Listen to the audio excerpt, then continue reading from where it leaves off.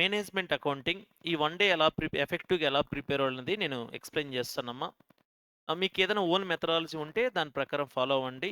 So లేకపోతే నేను చెప్పినట్టు ఫాలో అవ్వండి. మనం ఒక 50 మార్క్స్ ఈజీగా స్కోర్ చేయడానికి సో ఈ నేను చెప్పిన ఏబీసీ అనాలిసిస్ ఫాలో అయితే మనం ఈజీగా స్కోర్ చేయొచ్చు. చూడండి, first one is the as per our study material first part is the introduction to management accounting కదా.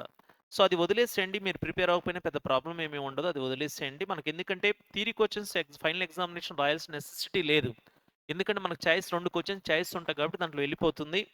Next one is activity based costing, very very very very very important. ఖచ్చితంగా మనకు question వస్తుంది. So ఒక problem వస్తుంది, as well as 1 MCQ question కూడా వస్తుంది. మీకు already చెప్పాను నేను, యాక్టివిటీ బేస్డ్ కాస్టింగ్ అంటే ఏంటి? Modern method of advanced method of charging of overhead cost of the number of units produced of the number of units of services rendered. మనకు ఒక question ఇస్తాడు, ఆ క్వశ్చన్లో వాడు ఏమంటాడు first, so calculate the total cost as per the traditional method అంటాడు. అంటే overhead cost is observed as per the traditional method అంటాడు. Overhead cost is observed as per the traditional method అంటాడు. అదే traditional method ప్రకారం మనం overhead cost ఎలా observe చేస్తాం? Machine hour rate కానీ లేబర్ అవర్ రేట్ కానీ దాని ప్రకారం అబ్జర్వ్ చేస్తాం. సో నా మనకి యాక్టివిటీ బేస్డ్ కాస్టింగ్లో ఓవర్ హెడ్ కాస్ట్ ఎలా అబ్జర్వ్ చేస్తాం? First one is the cost డ్రైవర్స్ని ఐడెంటిఫై చేస్తాం. నా టోటల్ ఓవర్ హెడ్ కాస్ట్ని యాక్టివిటీస్తో ఐడెంటిఫై చేస్తారు. యాక్టివిటీస్ ఐడెంటిఫై చేసిన తర్వాత ప్రతి యాక్టివిటీకి కాస్ట్ డ్రైవర్ ఐడెంటిఫై చేస్తాం. కాస్ట్ డ్రైవర్ ఐడెంటిఫై చేసిన తర్వాత cost per unit of cost driver calculate చేస్తాం. Cost per unit of cost driver calculate చేసిన తర్వాత సో ఓవర్ హెడ్ కాస్ట్ని అన్ని ప్రొడక్ట్స్కి ఛార్జ్ చేస్తాం. ఎలా? యాక్టివిటీ వైజ్ ఛార్జ్ చేస్తాం. 4 యాక్టివిటీస్ అనుకోండి, 4 times overhead cost charge చేయాలి. 5 యాక్టివిటీస్ అనుకోండి, 5 times overhead cost charge చేయాలి. అది మీకు ఆల్రెడీ తెలిసిందే. So activity based costing. Next one is the so decision making tools, very very important. Nothing but మనం marginal costing అనుకున్నాం మన class రూమ్లో. సో ఈ మార్జినల్ కాస్టింగ్ వెయిటేజ్ ఎంత అంటే 30 మార్క్స్ వెయిటేజ్. మనకు ఆల్మోస్ట్ మినిమం 3 ఎంసీక్యూ క్వశ్చన్స్ వస్తాయి. ఎంసీ క్వశ్చన్స్ ఎలా వస్తాయంటే calculate the break even point, number of units to be sold in order to earn the desired amount of profit, margin of safety, shutdown point, అలాంటి questions అడుగుతాడు మనకి. MCQs compulsory అడుగుతాడు. Minimum 3 MCQs వస్తాయి marginal costing నుంచి. So తర్వాత మనకు 2 or 3 question, minimum 2 questions అయితే వస్తాయి. ఒక క్వశ్చన్ అయితే ట్రాన్స్ఫర్ ప్రైసింగ్ మీద వస్తుంది. మీకు ఆల్రెడీ నేను సపరేట్ ఒక హ్యాండ్ అవుట్ కూడా ఇచ్చి ట్రాన్స్ఫర్ ప్రైసింగ్ క్వశ్చన్స్ చెప్పాను. మార్జినల్ కాస్టింగ్ కూడా ఇక్కడ మార్జినల్ కాస్టింగ్లో కీ ఫ్యాక్టర్ క్వశ్చన్స్ చాలా ఇంపార్టెంట్ మనకు. కీ ఫ్యాక్టర్ క్వశ్చన్స్ ఒక క్వశ్చన్ అయినా ప్రాక్టీస్ చేసేయాలండి. Key factor, indifference point, make or buy decisions, అవి ఇంపార్టెంట్ మనకు. అంటే మనం ఒక 2 ఆల్టర్నేటివ్స్ ఇస్తారు, మేక్ ఆర్ బై అవ్వచ్చు. సో లేకపోతే మేకింగ్ ఆఫ్ ది ప్రొడక్ట్, అది purchasing from the outside, అది 3 or more ప్రొడక్ట్స్ ఇస్తారు. ఆ 3 or more ప్రొడక్ట్స్లో ఏది ప్రాఫిటబుల్, ఏది లెస్ ప్రాఫిటబుల్, ఏది మోర్ ప్రాఫిటబుల్, అలాంటి క్వశ్చన్స్ ఇస్తాడు మనకు. బేస్డ్ ఆన్ ది క్వశ్చన్ మనం అనలైజ్ చేయడమే. సో మనకు గ్రూప్ 1 పాయింట్ ఆఫ్ వ్యూలో marginal costing very basic questions అడుగుతాడు. Calculate the break even point, calculation of the margin of safety, calculation of number of units to be sold to earn the desired profit, అలాంటి basic questions అడుగుతాడు. మన group 2 point of వ్యూలో అన్ని analysis of alternatives అడుగుతాడు. ఖచ్చితంగా ఒక transfer price question ఉంటుంది, minimum ఒక ట్రాన్స్ఫర్ ప్రైస్ క్వశ్చన్ ఉంటుంది, ఒకటి డెసిషన్ మేకింగ్ క్వశ్చన్ ఉంటుంది. మనకు వేరియస్ ఆల్టర్నేటివ్స్ ఇస్తాడు. ఆల్టర్నేటివ్స్ అనలైజ్ చేసి మనం బెస్ట్ ఆల్టర్నేటివ్ ఫైండ్ అవుట్ చేసి, బెస్ట్ ఆల్టర్నేటివ్ అంటే ఏంటి అవుతుంది? ఏ ఆల్టర్నేటివ్లో ఇది ఎక్కువ ప్రాఫిట్ వస్తుంది, అది బెస్ట్ ఆల్టర్నేటివ్ అవుతుంది. ఇంకొక ఇండిఫరెన్స్ పాయింట్ మోడల్ కూడా very very important. Indifference point మీకు ఆల్రెడీ చెప్పాను కూడా. Indifference point, difference in the total fixed cost of 2 alternatives divide by difference in variable cost per unit of 2 alternatives. So ఖచ్చితంగా prepare అవ్వండి. Marginal casting ఎంత వీలైతే అంత prepare అవ్వండి, ఎందుకంటే 30 మార్క్స్ వెయిటేజ్ కదా. Activity based cost is the 10 marks, marginal casting is the 30 marks. Next one is the standard casting. మన study material ప్రకారం ఎంత వెయిటేజ్ సార్? 15 మార్క్స్. మనకు 2 ఎంసీక్యూస్ వస్తాయి based upon the standard casting. 2 ఎంసీక్యూస్తో పాటు 2 questions కంపల్సరీగా వస్తుంది. Material variance కానీ labour variance నుంచి ఒకటి వస్తుంది, తర్వాత ఓవర్ హెడ్ వేరియన్స్ నుంచి కంపల్సరీగా ఒకటి వస్తుంది, దాంట్లో తిరిగే లేదు. మెటీరియల్ వేరియన్స్ కానీ లేబర్ వేరియన్స్ రెండింటి నుంచి ఒకటి, ఓవర్ హెడ్ వేరియన్స్ నుంచి కంపల్సరీగా వస్తుంది. సో ఓవర్ హెడ్ వేరియన్స్లో మనకు most important is the fixed overhead వేరియన్సే. ఫిక్స్డ్ ఓవర్ హెడ్ వేరియన్స్ మనం ఎలా క్యాలిక్యులేట్ చేయొచ్చు? బేస్డ్ ఆన్ యూనిట్స్ చేయొచ్చు, బేస్డ్ ఆన్ ది అవర్స్ చేయొచ్చు. మీరు బేస్డ్ ఆన్ యూనిట్స్ నేర్చుకోకుండా based on the hours already 2 మనం ప్రిపేర్ అయ్యి ఉంటాం. ఈ 1 డే రివిజన్లో మీరు ఏం చేస్తారంటే fixed overhead variance based upon the hours concentrate చేయండి. ఫస్ట్ వేరియన్స్ ఏమొస్తుంది మనకు? Fixed overhead cost variance ఉంటుంది. Fixed overhead cost variance further analysed into fixed overhead volume variance అంటాం. తర్వాత fixed overhead expenditure variance అంటాం. మళ్ళీ fixed overhead volume variance వచ్చిన తర్వాత fixed overhead efficiency variance వస్తుంది. Fixed overhead capacity variance వస్తుంది. The number of days, budget number of days, actual number of డేస్లో difference ఉందనుకోండి, అప్పుడు మళ్ళీ కెపాసిటీ వేరియన్స్ని 2 రకాలుగా అనలైజ్ చేస్తాం. ఒకటి revised capacity variance. Next one is the calendar variance. కంపల్సరీగా ఓవర్‌హెడ్ వేరియన్స్ స్కిప్ అవ్వకుండా అట్‌లీస్ట్ కుదిరితే ఒక 2 ప్రాబ్లమ్స్ అయినా, 3 ప్రాబ్లమ్స్ అయినా కంపల్సరీగా ప్రాక్టీస్ చేసి వెళ్ళండి. మీకు ఒకవేళ ఓవర్‌హెడ్ వేరియన్స్‌లో ఏదైనా డౌట్ ఉంటే నాకు కాల్ చేయండి. తెలుసు కదా నా నంబరు 7702179322. మీకేదైనా డౌట్ ఉంటే ఆ నెంబర్‌కి కాల్ చేయండి ఓవర్‌హెడ్ వేరియన్స్‌లో. ఎందుకంటే కంపల్సరీగా ఒక 10 మార్క్స్ వచ్చిన కంపల్సరీగా వాడు మనకు ఇస్తాడు. So, next one is the మనకు స్టాండర్డ్ కాస్టింగ్‌లో ఇప్పుడు వరకు మనకు సీఎంఏ ఇంటర్ లెవెల్‌లో ఎప్పుడు కూడా రికన్సిలియేషన్ స్టేట్మెంట్ అడగలేదు. మీకు రికన్సిలియేషన్ స్టేట్మెంట్ 1 ఆర్ 2 క్వెషన్స్ కూడా చెప్పాను స్టాండర్డ్ కాస్టింగ్‌లో. ఇప్పటి వరకైతే అడగలేదు. మీకు టైమ్ ఉంటే ఇదంతా ప్రిపేర్ అయిన తర్వాత టైమ్ ఉంటే ఒకసారి రికన్సిలియేషన్ స్టేట్మెంట్ కూడా చూసుకొని వెళ్ళండి.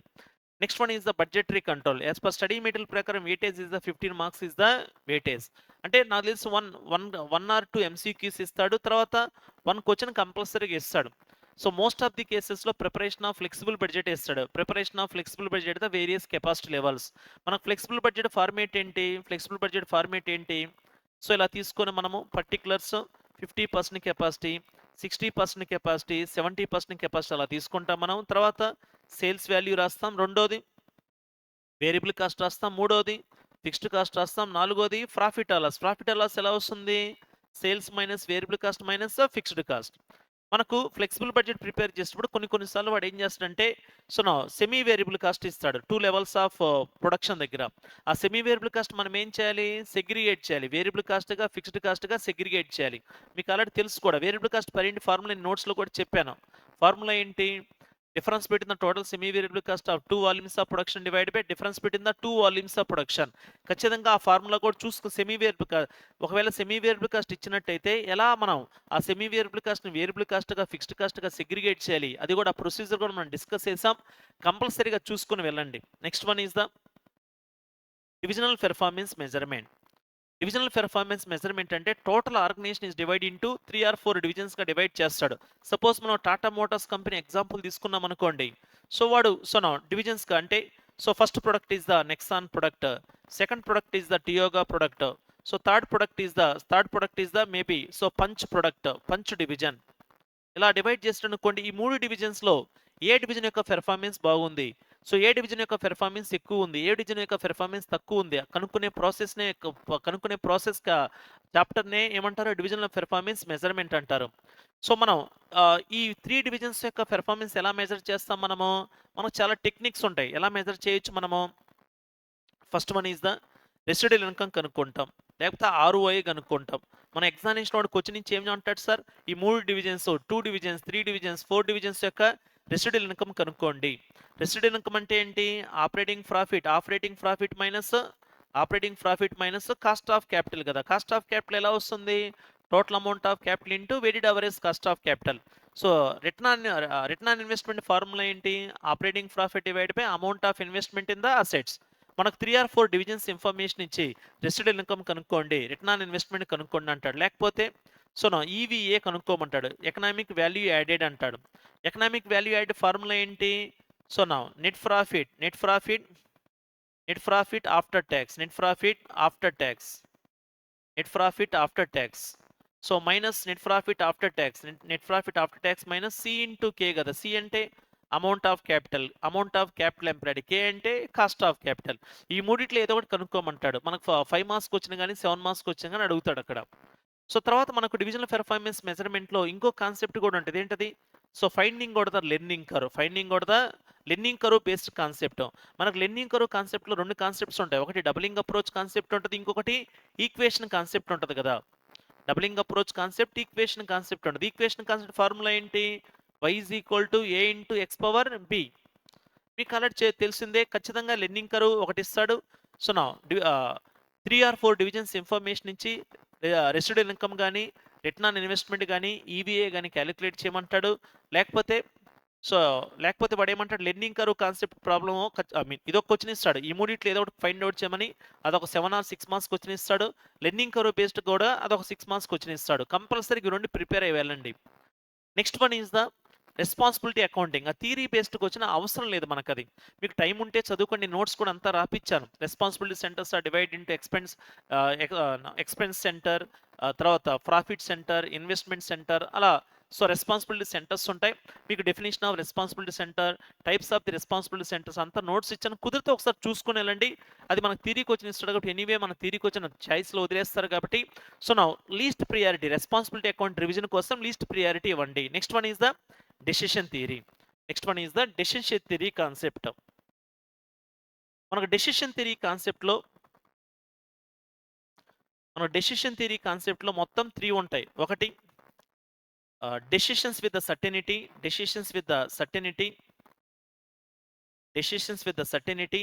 Next one is the decisions with the risk. So, next one is the decisions with the uncertainty గదా! Decisions with the uncertainty. మనకు డెసిషన్స్ విత్ ద సర్టెనిటీ అనేది అసలు ప్రాబ్లమే కాదు. అసలు అది మనకు ప్రాబ్లమ్స్ ఏమి డిజైన్ చేద్దాం ఆ తర్వాత. దాన్ని బేస్ చేసి మిగతా. Next one is the decisions under the risk. Decisions under risk అంటే ఏంటి? మనకు 2 ఆల్టర్‌నేటివ్స్ ఉన్నాయండి. 2 ఆల్టర్‌నేటివ్స్ ఉంటాయి. Alternative A, alternative B. So, alternative A అంటే ఆల్టర్‌నేటివ్ ఏ అంటే ఏంటి? We want to start the garments business. Alternative B ఏంటి? Maybe we want to start the hotel business. ఈ రెండిట్లో ఏది ఏది అడ్వైజబుల్? సో, అంటే ఏంటి ఇక్కడ మనం డివిజన్ ఏని ఐ మీన్ ఆల్టర్‌నేటివ్ ఏని అనలైజ్ చేయాలన్నా, ఆల్టర్‌నేటివ్ బిని అనలైజ్ చేయాలన్నా ఏం కన్సిడర్ చేస్తాం? ఎక్స్‌పెన్సెస్ గాని, ఇన్‌కమ్స్ గాని కన్సిడర్ చేస్తాం. కన్సిడర్ చేస్తాం. ఈ ఇన్‌కమ్స్ అనేది ఏంటి? అన్‌సర్టైన్. అంటే ఇన్‌కమ్స్ ఎంత రావచ్చు? 10,000 రావచ్చు, 20,000 రావచ్చు, 30,000 రావచ్చు. సో, ఏం చేస్తాం? సో, నా ప్రాజెక్ట్ ఏది? ప్రాజెక్ట్ బిది వాడేం ఫైండ్ ఔట్ చేయమంటాడు? ఎక్స్‌పెక్టెడ్ వాల్యూస్ ఫైండ్ ఔట్ చేయమంటాడు. Expected values. ఇన్‌కమ్స్ ఎలా ఇచ్చాడు? 10,000, 20,000, 30,000. ఇన్‌కమ్స్ ఎలా ఇస్తాడు? 40,000, 50,000, 60,000 అలా ఇచ్చాడనుకోండి. అలా ఇన్ఫర్మేషన్ ఇచ్చి 2 ప్రాజెక్ట్‌ల ఇన్ఫర్మేషన్ ఇచ్చి 2 ప్రాజెక్ట్‌ల యొక్క ఎక్స్‌పెక్టెడ్ వాల్యూ కనుక్కోండి. స్టాండర్డ్ డీవియేషన్ కనుక్కోండి. కోఎఫిషియంట్ ఆఫ్ వేరియన్స్ కనుక్కోండి. దేనికైతే కోఎఫిషియంట్ ఆఫ్ వేరియన్స్ ఎక్కువ ఉంటుందో, దేనికైతే స్టాండర్డ్ డీవియేషన్ ఎక్కువ ఉంటుందో దానికి ఏముంటుంది? రిస్క్ ఎక్కువ ఉంటది కదా! సో, మనకు డెసిషన్ 3లో 3 మోడల్స్ క్వెషన్స్ ఉంటాయి. వన్ సర్టెనిటీ అది అసలు దాని మీద ప్రాబ్లమ్స్ ఏమి డిజైన్ ఉండవు. తర్వాత రిస్క్ అంటే 2 ఆర్ ప్రాజెక్ట్స్ ఇన్ఫర్మేషన్ ఇచ్చి వాటి యొక్క ఎక్స్‌పెక్టెడ్ ఇన్‌కమ్స్ ఇచ్చి ఏం చేస్తాడు? ప్రాబబిలిటీస్ కూడా ఇస్తాడు.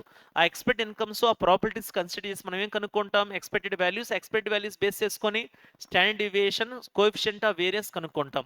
మనకు 2 ప్రాజెక్ట్స్ ఇన్ఫర్మేషన్ ఇచ్చి వాడేం కనుక్కోమంటాడు? Expected values కనుక్కోమంటాడు. లేకపోతే స్టాండర్డ్ డీవియేషన్ కనుక్కోమంటాడు. లేకపోతే కోఎఫిషియంట్ ఆఫ్ వేరియన్స్ కంపల్సరీగా ప్రిపేర్ అయ్యాలండి. నెక్స్ట్ వన్ సో, నా ప్రాజెక్ట్స్ విత్ అన్‌సర్టెనిటీ. ఇక్కడ మనకు 4 ఆర్ 5 మోడల్స్ క్వెషన్స్ ఉంటాయి. ఒకటి ప్రాజెక్ట్స్ యొక్క మినీ, మ్యాక్సీ కనుక్కోండి. తర్వాత ప్రాజెక్ట్స్ యొక్క మ్యాక్సీ, మినీ కనుక్కోండి. తర్వాత మనకు 3 కాన్సెప్ట్స్ ఉంటాయి. So, lap la I mean Laplace concept, Laplace concept. So, ఒక 3 కాన్సెప్ట్స్ ఉంటాయి మనకు. లాప్లాసే కాన్సెప్ట్ ఒకటి, హార్విక్స్ కాన్సెప్ట్ ఒకటి.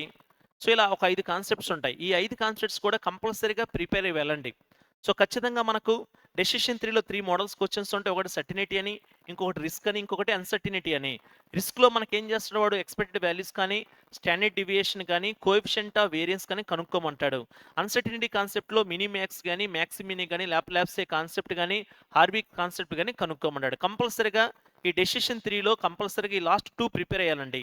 డెసిషన్ 3లో ఇంకో కాన్సెప్ట్ కూడా ఉంటది. ఏంటంటే డెసిషన్ ట్రీ అని. So, formation of decision tree పెద్ద ఇంపార్టెంట్ ఏం కాదు. మీకు నేను క్లాస్ రూమ్‌లో కూడా 1 ఆర్ 2 క్వెషన్స్ చెప్పుంటాను. వీలైతే ఒకసారి చూసుకొని వెళ్ళండి. ఈ 10 మాడ్యూల్స్‌లో మీరు ఏ కేటగిరీ కింద ఏం ప్రిపేర్ అవుతారంటే మార్జినల్ కాస్టింగ్ ప్రిపేర్ అవ్వండి, యాక్టివిటీ బేస్డ్ కాస్టింగ్ ప్రిపేర్ అవ్వండి, స్టాండర్డ్ కాస్టింగ్ ప్రిపేర్ అవ్వండి, బడ్జెటరీ కంట్రోల్ ఇవి ఏ కేటగిరీగా ప్రిపేర్ అవ్వండి. బి కేటగిరీగా డివిజనల్ పెర్ఫార్మెన్స్ మెజర్మెంట్, తర్వాత డెసిషన్ 3 బి కేటగిరీగా ప్రిపేర్ అవ్వండి. సి కేటగిరీగా responsibility accounting, introduction to management accounting అది ప్రిపేర్ అవ్వండి. లాస్ట్ వన్ కేటగిరీస్ పెద్ద ఇంపార్టెంట్ ఏం కాదు. మీరు వదిలేసిన ప్రిపేర్ అవ్వకపోయినా ప్రాబ్లం లేదు. First A category marginal costing, activity based casting, standard casting, budget control బాగా ప్రిపేర్ అవ్వండి. సో, తర్వాత డివిజనల్ పెర్ఫార్మెన్స్ మెజర్మెంట్, డెసిషన్ 3 లాస్ట్‌లో ప్రిపేర్ అవ్వండి. సో, ఇది management accounting is the very scoring subject. మనం ఈజీగా 60 ఈజీగా స్కోర్ చేయొచ్చు. All the best.